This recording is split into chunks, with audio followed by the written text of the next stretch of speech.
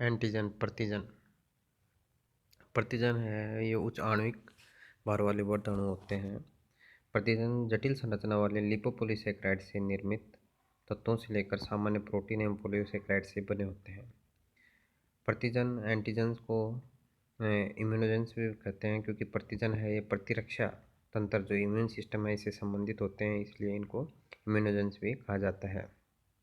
प्रतिजन है ये सदैव जो होस्ट होता है उसके लिए भारी तत्वों की भांति कार्य करता है और होस्ट की देह में इनके प्रति एक विशिष्ट एंटीबॉडी का निर्माण किया जाता है। और इस तरीके से देखा जाता है कि इस प्रकार से निर्मित एंटीबॉडी हैं ये एंटीजन एंटीबॉडी रिएक्शन के माध्यम से एंटीजन से जुड़कर इन्हें नष्ट करने का कार्य करती है।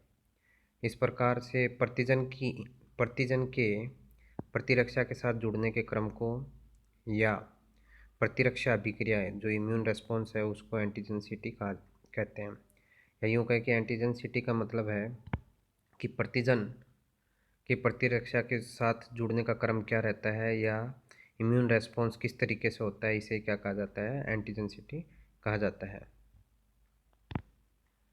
प्रतिजन है ये निम्न प्रकार के हो सकते हैं, हम इस तरीके से इनको देख सकते हैं। फर्स्ट है कंप्लीट एंटीजन, वे तत्व जो कि एंटीबॉडी के निर्माण की प्रक्रिया को प्रेरित करते हैं तथा विशिष्ट अभिक्रियाओं के माध्यम से एंटीबॉडी से जुड़ने की क्षमता रखते हैं, उन्हें क्या कहा जाता है, संपूर्ण एंटीजन कहा जाता है।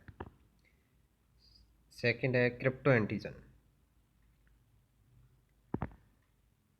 वे प्रतिजनिक निर्धारक एंटीजेनिक डिटर्मिनेंट्स होते हैं जो कि प्रतिजन प्रतिरक्षी अभिक्रिया के समय उपलब्ध नहीं होते हैं, क्योंकि वे अंत्यस्थ स्थिति में उपस्थित नहीं होते हैं। प्रो एंटीजन, ये वे पदार्थ होते हैं जो कम अणुभार युक्त होते हैं, जैसे पिक्रिक क्लोराइड और डाइनाइट्रो क्लोरोबेंजीन, जो प्रतिरक्षा को उत्पन्न करने में सक्षम नहीं होते, किंतु जब त्वचा पर लेपित किए जाते हैं तो देर से होने वाले प्रभाव दर्शाते हैं, अर्थात अति संवेदनशीलता या हाइपर सेंसिटिविटी को ये क्या करते हैं, प्रदर्शित करते हैं। नेक्स्ट है हिस्टोफिलिक एंटीजन, ऊतकों की सतह पर या भिन्न भिन्न किस्मों की पादपों व प्राणी में ये पाए जाते हैं। केमिकल नेचर ऑफ एंटीजन, रासायनिक दृष्टि से एंटीजन है ये न्यूक्लियोप्रोटीन, न्यूक्लिक अम्ल, लिपोप्रोटीन, ग्लाइकोप्रोटीन, पॉलीसेकेराइड वे प्रोटीन से बने होते हैं। ये बड़े आकार के जटिल अणु होते हैं, जैसे कि हम पहले भी बात कर चुके हैं कि वर्त अणु होते हैं।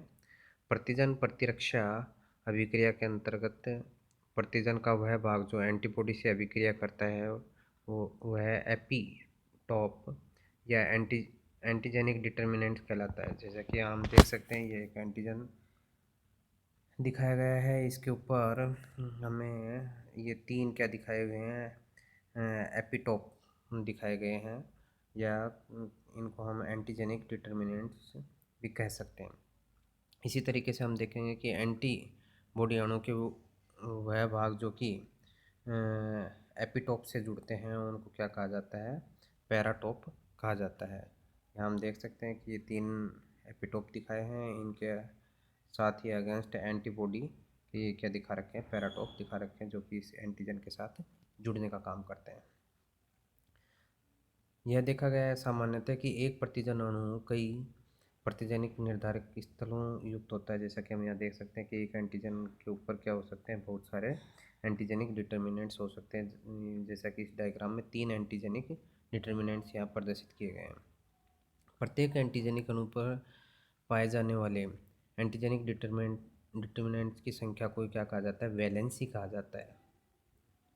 किसी भी अणु की टोटल वैलेंसी और जो फंक्शनल वैलेंसी है वो भिन्न भिन्न हो सकती है। इसके ऊपर जो वैलेंसी है, जो टोटल वैलेंसी है और जो फंक्शनल वैलेंसी होती है एंटीजन की, वो अलग अलग हो सकती है। फंक्शनल वैलेंसी की काउंटिंग कैसे करेंगे, फंक्शनल वैलेंसी की गणना प्रतिजन की सतह से जुड़ने वाले एंटीबॉडी की संख्या से ज्ञात की जा सकती है कि जितने एंटीबॉडी एंटीजन से जुड़ते हैं उतनी ही उसकी क्या होगी, फंक्शनल वैलेंसी होगी। तो तो इस तरीके से हम कह सकते हैं ये ज़रूरी नहीं है कि टोटल वैलेंसी और फंक्शनल वैलेंसी क्या हो, बराबर हो।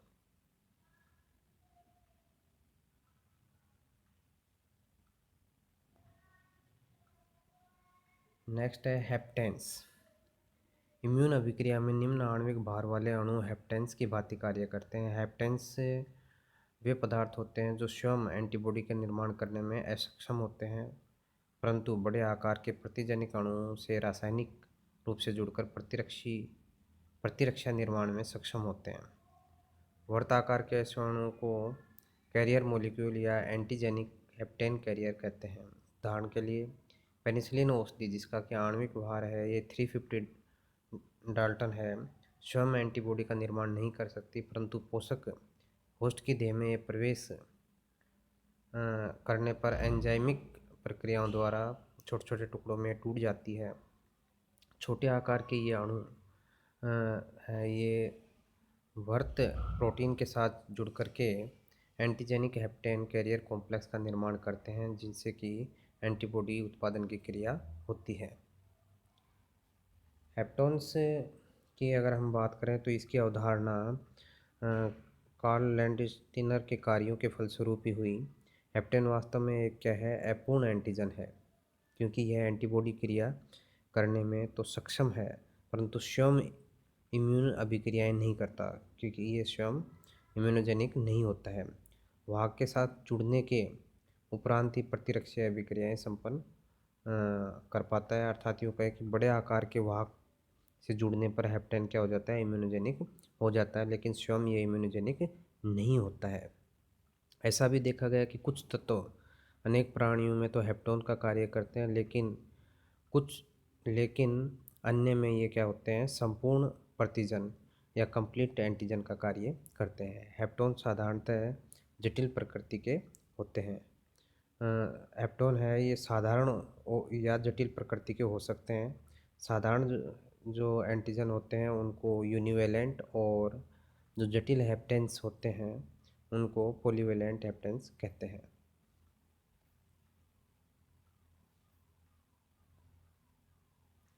नेक्स्ट है एंटीजेनिसिटी ऑफ मॉलिक्यूल, अणुओं की प्रतिजनकता। प्रतिजनकता की अगर हम सूक्ष्म इकाई की बात करें तो ये एंटीजेनिक डिटर्मिनेंट्स होते हैं या प्रतिजनिक निर्धारक स्थल होते हैं, जो कि प्रतिजन की सतह पे पाए जाते हैं, जैसे कि हम पूर्व में देख चुके हैं, एवं बहुत ही सूक्ष्म स्थान द्वारा इनको प्रदर्शित किया जाता है। इनका एक विशिष्ट विन्यास एवं रासायनिक संगठन होता है। ये प्रतिरक्षी विशिष्टता दर्शाते हैं एवं सीरम अभिक्रिया में भागीदार निभाते हैं। एंटीजेनिक डिटर्मिनेंट्स के अगर हम आकार की बात करें तो ये लगभग 25 to 30 एंगस्ट्रॉम होते हैं, तथा इनका जो आणविक भार है, मोलिकुलर वेट है, वो 400 to 1000 डाल्टन के मध्य होता है। बड़े आकार के प्रतिजनों की सतह पर भिन्न भिन्न प्रकार के निर्धारक उपस्थित होते हैं, और प्रत्येक निर्धारक स्वयं की प्रकृति के अनुरूप विशिष्ट प्रकार के एंटीबॉडी का निर्माण करता है। फैक्टर अफेक्टिंग एंटीजेनिसिटी, प्रतिजनकता को प्रभावित करने वाले कारक। फर्स्ट है केमिकल नेचर, रासायनिक प्रकृति। प्रमुख एंटीजन पॉलीसैकेराइड वे प्रोटीन प्रकृति के होते हैं। वसाओं व न्यूक्लिक अम्लों की अपेक्षा अन्य रासायनिक संगठन वाले एंटीजन अधिक प्रतिजनिक होते हैं।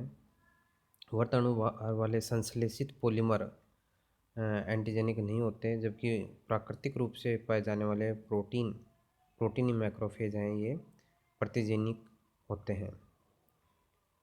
साइज, आकार की अगर हम बात करें, विशिष्ट अणु जैसे थायरोग्लोबुलिन, जो कि आकार में बड़े होते हैं और इनका आणविक भार भी अधिक होता है, उच्च किस्म की प्रतिजनता दर्शाते हैं। निम्न अणु भार वाले प्रतिजन अणु उच्च अणु भार वाले प्रतिजनों की अपेक्षा कम प्रतिजनी होते हैं। अर्थात हम कह सकते हैं कि जिनका मोलिकुलर वेट कम होता है वो तुलनात्मक रूप से क्या होते हैं, उनकी एंटीजेनिसिटी कम होती है। इंसुलिन, जिसका कि अणुभार हम जैसा कि देख चुके हैं कम है, ये क्षीण एंटीजन की भांति कार्य करता है। नेक्स्ट है भिन्नता। कोई भी अणु तभी प्रतिजन्य हो सकता है जब यह किसी बाह्य स्रोत से आया होता है। मतलब कोई बाह्य स्रोत से जब हमें अणु प्राप्त होता है तो वो एंटीजन का कार्य करता है। समान जाति के प्रतिजनों की तुलना में समान जाति के जो प्रतिजन हैं वो असमान जाति के सदस्यों की प्रतिजनों की अपेक्षा कमजोर प्रकृति की प्रतिजनकता प्रदर्शित करते हैं। मतलब हम यूँ कह सकते हैं कि समान जाति से जो प्रतिजन प्राप्त हो रहे हैं उनकी एंटीजेनिसिटी असमान जाति के सदस्यों से प्राप्त प्रतिजनों की अपेक्षा कम होती है। सुदूर स्रोतों के प्रतिजन उच्च प्रतिजनकता प्रदर्शित करते हैं। उदाहरण के लिए प्राणियों के भीतर पादप उत्पाद उच्च कोटि के प्रतिजन सिद्ध होते हैं। लास्ट है सोल्युबिलिटी, घुलनशीलता। बाह्य अणुओं की देह के द्रवों में घुलनशीलता इन्हें क्षीण प्रतिजन बनाती है। कि बाह्य अणु है ये देह द्रव में अघुलनशील होते हैं। कोई बाह्य अणु है जो कि बॉडी जो लिक्विड है उसमें अगर घुल नहीं पाता है तो वो एक तरीके से क्षीण या यूँ कहें कि वीक एंटीजन होता है।